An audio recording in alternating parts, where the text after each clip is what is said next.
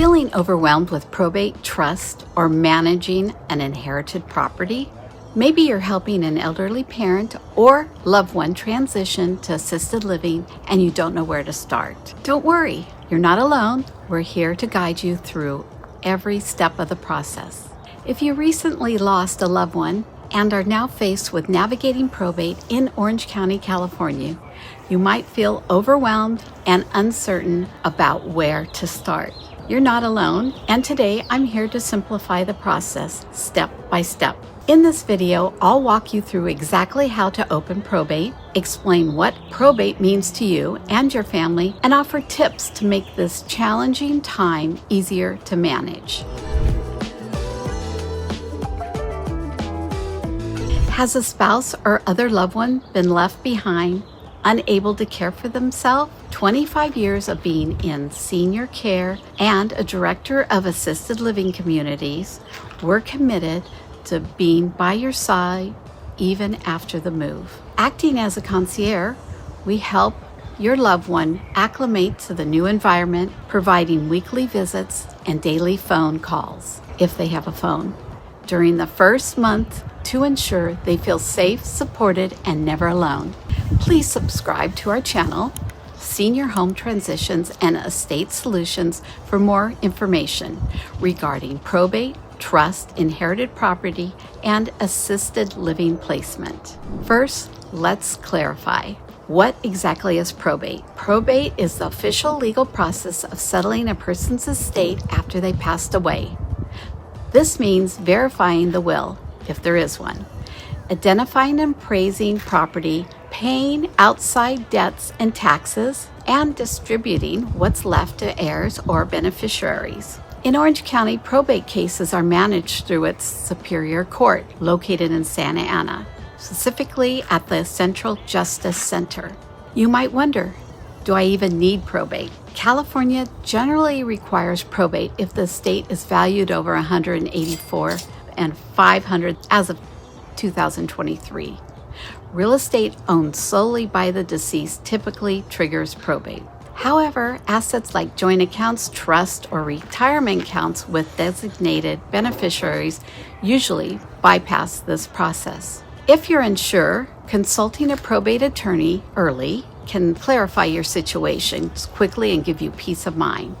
As a realtor managing the home they're leaving, we can handle everything from clean out to assistance with belongings and settling into their new home. We've got you covered. Normally, a son or daughter hires the probate attorney. Our attorney likes to host the initial meeting over Zoom, video, or in his office. This is what he calls the meeting of the minds, where all the heirs agree amongst themselves who the point person should be and will be referred as the petitioner. At this time, it is good to decide the fate of the house as you have choices. Keep, lease, or sell the home. You can invite a realtor who is a certified probate expert.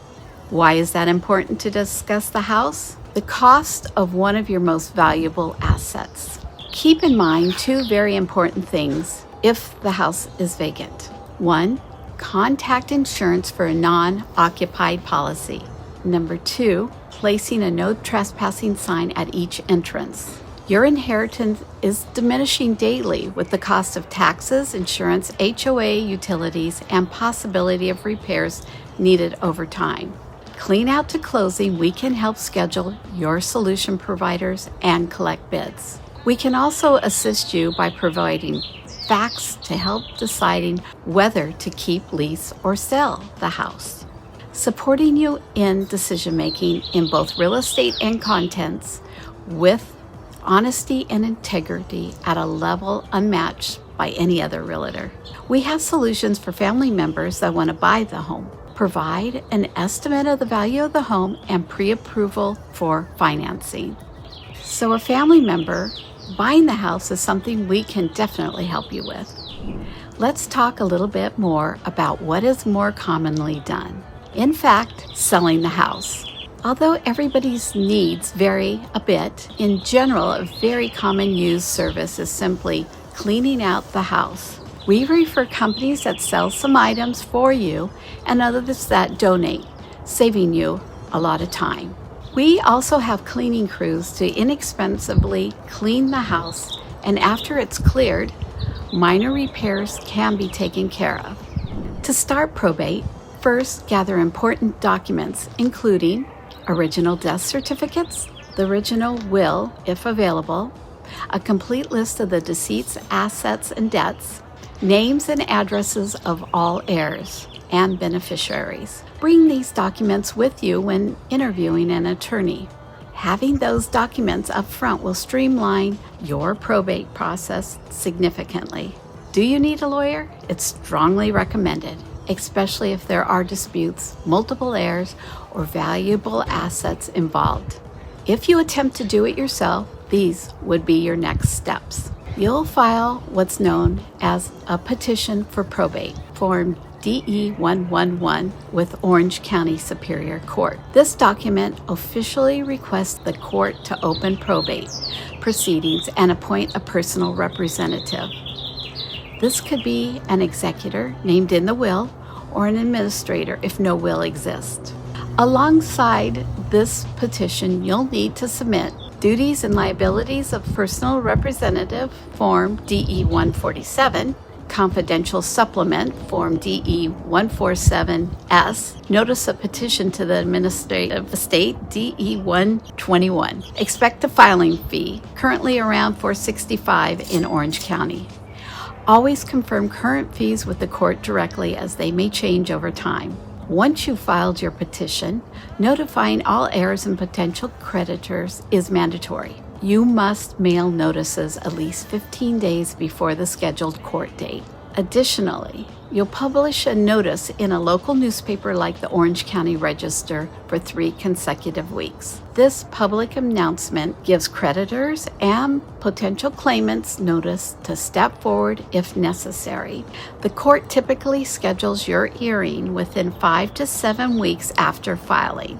On this date, the judge will review your petition. If everything is correct, they'll issue an order for probate, officially opening the probate estate and appointing you as the personal representative. Be sure to bring proof of published and mailed notices, your filed documents, and proper identification.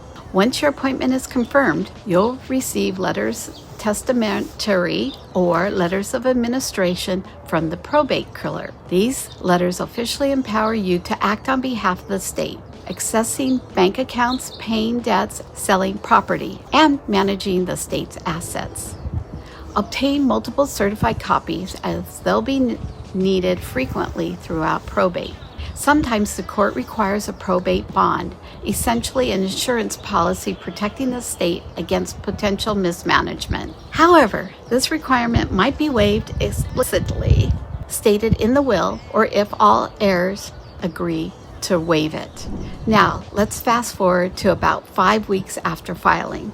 This is when the first court hearing takes place. During this hearing, the judge will review the petition and ensure everything is in order. If there are no objections, the judge will move forward with appointing you as the official personal representative. Now, here's an important note. In some cases, the court may require you to obtain a bond. This bond serves as insurance for the estate in case of any mismanagement. If required, you'll need to secure this before moving forward. Next, you'll file the Duties and Liabilities of Personal Representative form through the court. This document confirms that you understand your responsibilities in handling the estate.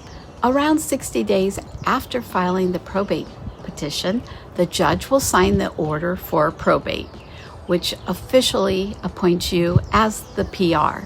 Shortly after, the court will issue letters. Think of these as your official permission slip to act on behalf of the state. With these in hand, you can now start managing the state's finances, assets, and debts. If this information was helpful, please select the thumbs up and like. You can also post in the comments below if I can answer any other questions you may have. Thank you for watching, and remember, the above information is intended for informational purposes alone and is not intended as legal advice. Please consult with counsel before taking any steps in reliance on any of the information contained herein.